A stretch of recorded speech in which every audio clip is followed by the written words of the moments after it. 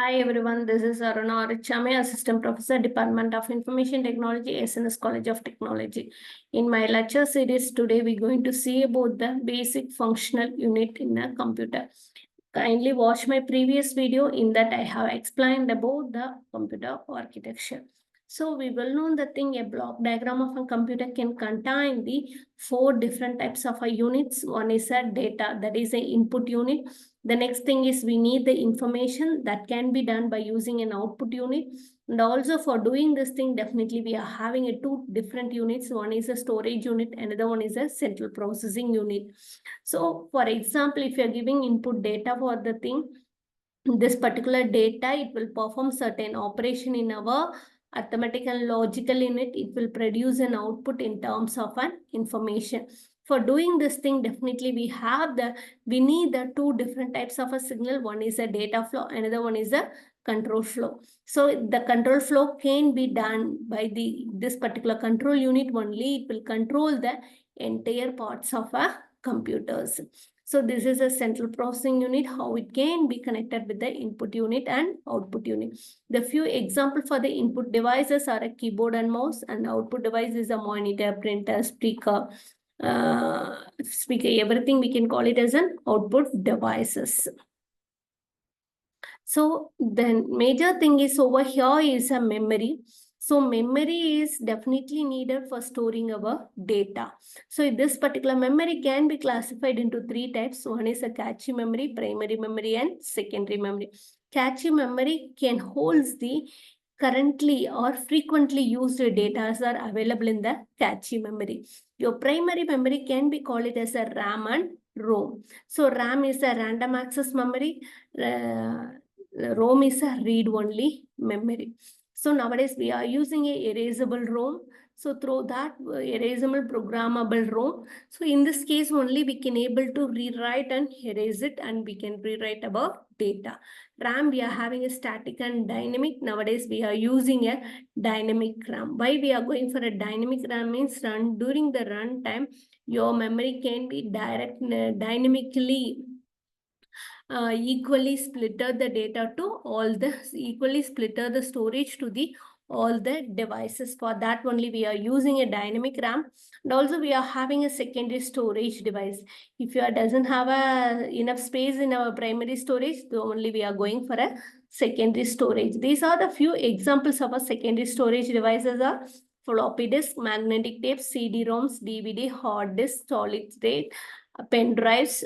And nowadays we can hold as all our cloud storage also we can call it as a secondary storage devices.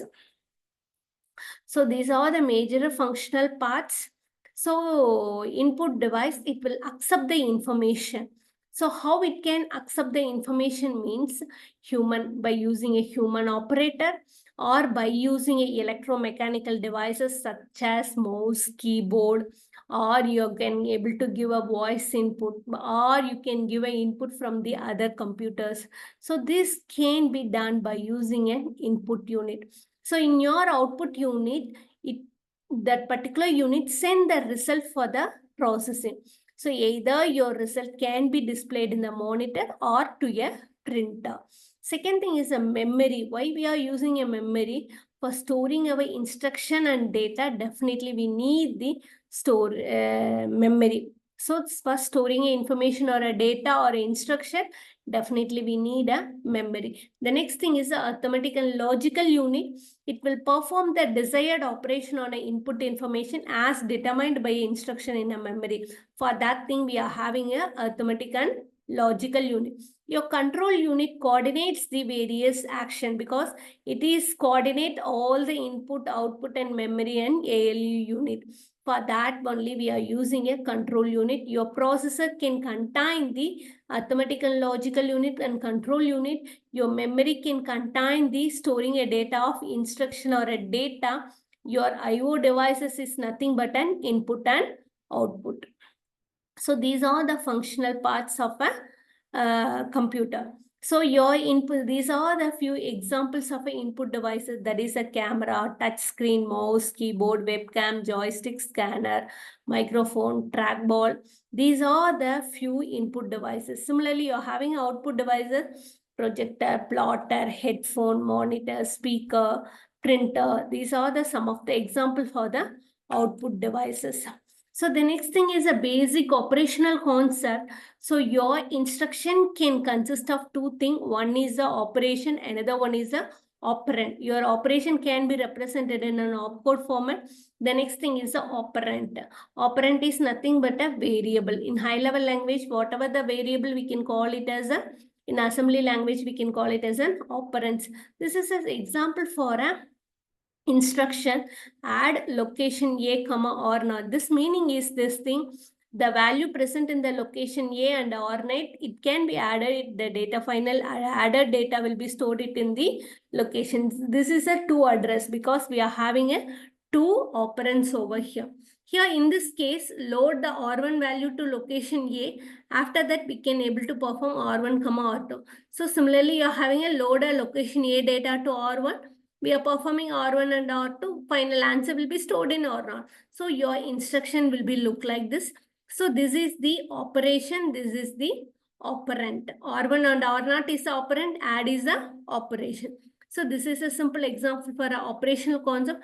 How it can be executed means by using this thing only. It can be executed. Initially, I said that your memory can be classified into two things. One is MAR.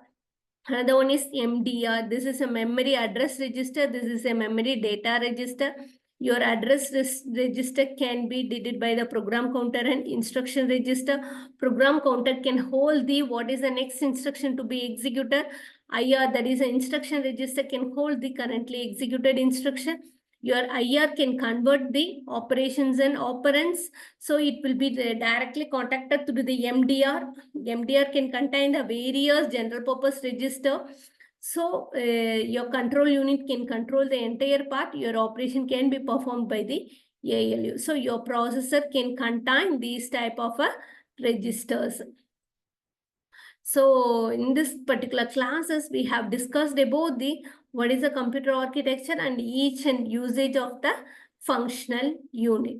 Thank you for watching my video. In my next video, we're going to detailedly discuss about the bus structure.